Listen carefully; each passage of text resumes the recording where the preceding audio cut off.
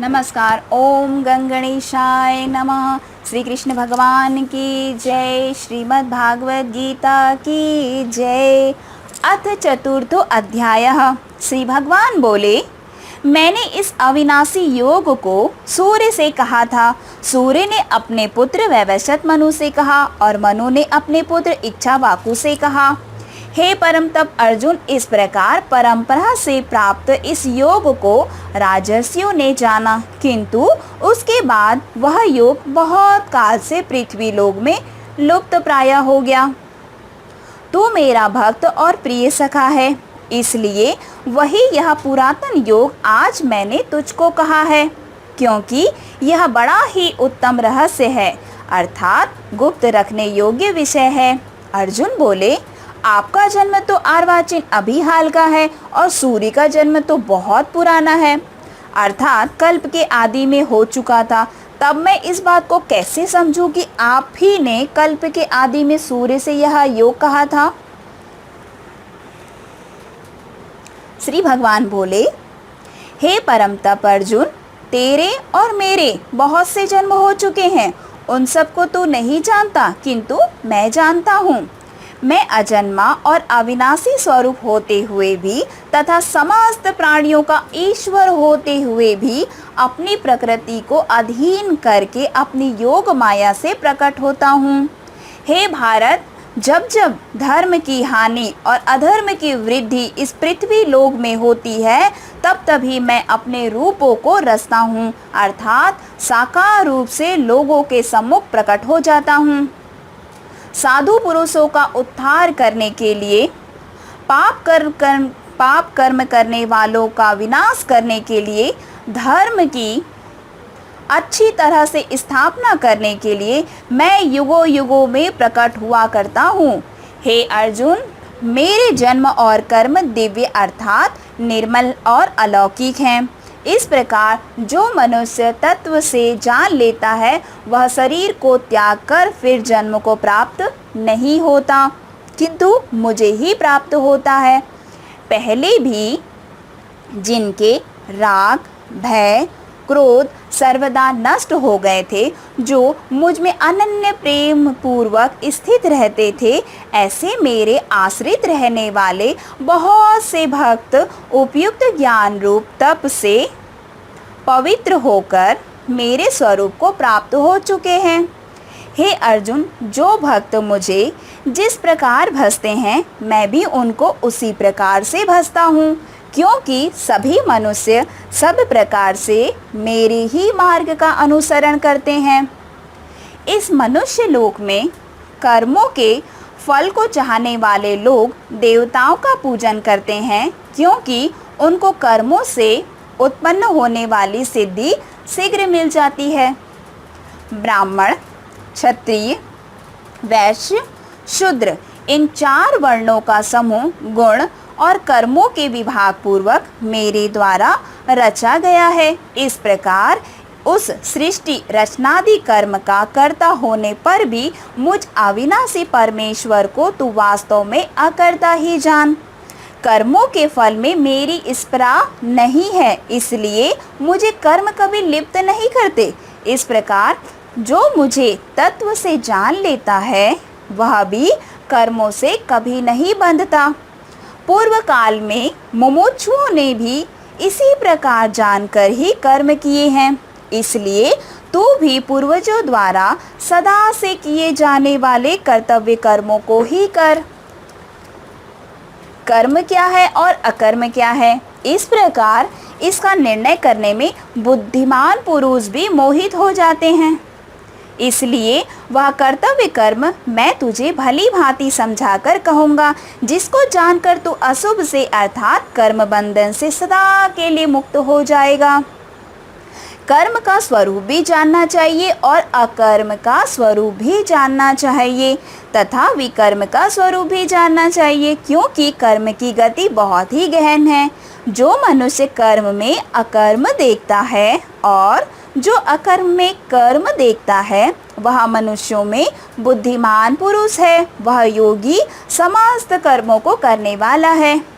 जिसके संपूर्ण शास्त्र सम्मत कर्म बिना कामना के और संकल्पों के होते हैं तथा जिसके समस्त कर्म ज्ञान रूप अग्नि के द्वारा भस्म हो गए हैं, उस महापुरुष को ज्ञानी जन भी पंडित कहते हैं।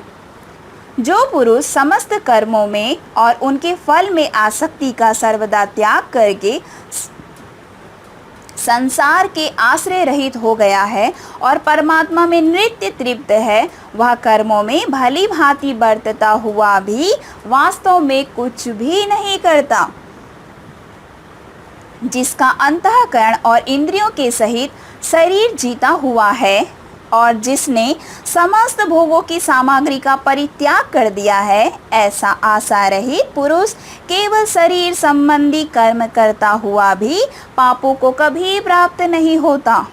जो बिना इच्छा के अपने आप प्राप्त हुए पदार्थ में सदा संतुष्ट रहता है, जिसमें ईर्ष्या का सर्वदा अभाव हो गया है, यानी कि बिना इच्छा के अगर आपको कोई वस्तु, आपकी अमूल्य वस्तु आपको मिल जाती है तो आप उसमें बहुत खुश और संतुष्ट हो जाते हो, जिसमें आपको ईर्ष्या नहीं होती, जिसमें ईर्ष्या का अभाव हो जाता है। जो हर्ष शोक मतलब आप बहुत खुश और शोक आदि द्वंद्वों में सर्वदा अतीत कर्म योगी कर्म करता हुआ भी उनमें से नहीं बंधता। जिसकी आसक्ति सर्वदा नष्ट हो गई है, जो देहाभिमान और ममता से रहित हो गया है, जिनका चित्त निरंतर परमात्मा के ज्ञान में स्थित रहता है, ऐसा केवल यज्ञ संपादन के लिए कर्म करने वाले मनुष्य के संपूर्ण कर्म भली भांति विलीन हो जाते हैं। जिस यज्ञ में अर्पण अर्थात स्त्रुवा आदि भी ब्रह्मा है और हवन किए जाने योग्य द्रव्य भी ब्रह्मा है तथा ब्रह्मा रूप कर्ता के द्वारा ब्रह्मा रूप अग्नि में आहुति देना रूप क्रिया भी ब्रह्मा है, उस ब्रह्मा कर्म में स्थित रहने वाले योगी द्वारा प्राप्त किए जाने वाले फल भी ब्रह्मा ही हैं। दूसरे योगी जन देवताओं के पूजन रूप यज्ञ का ही भली भांति अनुष्ठान किया करते हैं और अन्य योगी जन परम ब्रह्मा परमात्मा रूप अग्नि में अभेद दर्शन रूप यज्ञ द्वारा ही परमात्मा रूप यज्ञ का हवन किया करते हैं। अन्य योगी जन श्रोत आदि समस्त इंद्रियों को संयम रूप अग्नियों में हवन किया करते हैं और दूसरे योगी लोग शब्दार्थी समस्त विषयों का इंद्रिय रूप अग्नियों में हवन किया करते हैं। दूसरे योगी जन इंद्रियों की संपूर्ण क्रियाओं और प्राणों को समस्त क्रियाओं को ज्ञान से प्रकाशित आत्म संयोग योग रूप में अग्नियों में हवन किया करते हैं। कोई पुरुष द्रव्य संबंधी यज्ञ करने वाला है तो कितने तपस्या रूप यज्ञ करने वाले हैं तथा दूसरे कितने ही योग रूप यज्ञ करने वाले हैं और कितने ही अहिंसादि तीक्ष्ण व्रतों से युक्त यत्नशील पुरुष स्वाध्याय रूप ज्ञान यज्ञ करने वाले हैं। दूसरे कितने ही योगी जन अपान वायु में प्राण वायु को हवन करते हैं, वैसे ही अन्य योगी जन प्राण वायु में अपान वायु को हवन करते हैं। अन्य कितने ही नियमित आहार करने वाले प्राणायाम परायण पुरुष प्राण और अपान की गति को रोककर प्राणों को प्राणों में ही हवन किया करते हैं।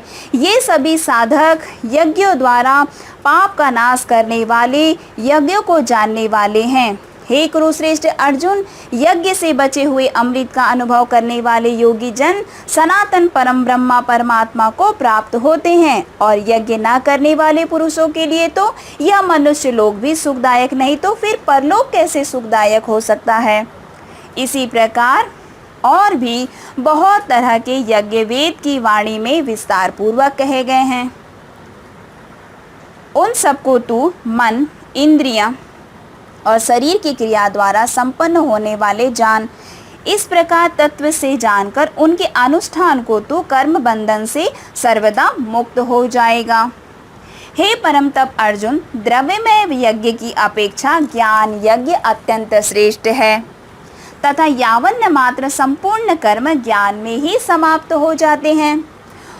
उस ज्ञान को तू तत्वदर्शी ज्ञानियों के पास जाकर समझ। उनको भली भांति दंडवत प्रणाम करने से, उनकी सेवा करने से और कपट छोड़कर सरलता पूर्वक प्रश्न करने से वे परमात्मा के तत्व को भली भांति जानने वाले ज्ञानी महात्मा संत तुझे उस तत्व का ज्ञान का उपदेश देंगे, जिसको जानकर फिर तो इस प्रकार मोह को कभी भी प्राप्त नहीं होगा। हे अर्जुन, इस ज्ञान के द्वारा तू संपूर्ण भूतों को निशेष भाव से पहले अपने अंदर और पीछे मुझ सच्चिदानंद परमात्मा में देखेगा। यदि तू अन्य सब पापियों से भी अधिक पाप करने वाला है तो भी तू ज्ञान रूप नौका के द्वारा निसंदेह अपने संपूर्ण पापों से भी मुक्त होकर समुद्र से भली भांति तर जाएगा। क्योंकि हे अर्जुन, जैसे प्रज्वलित अग्नि ईंधनों को भस्ममय कर देती है, वैसे ही ज्ञान रूप अग्नि संपूर्ण कर्मों को भस्ममय कर देती है।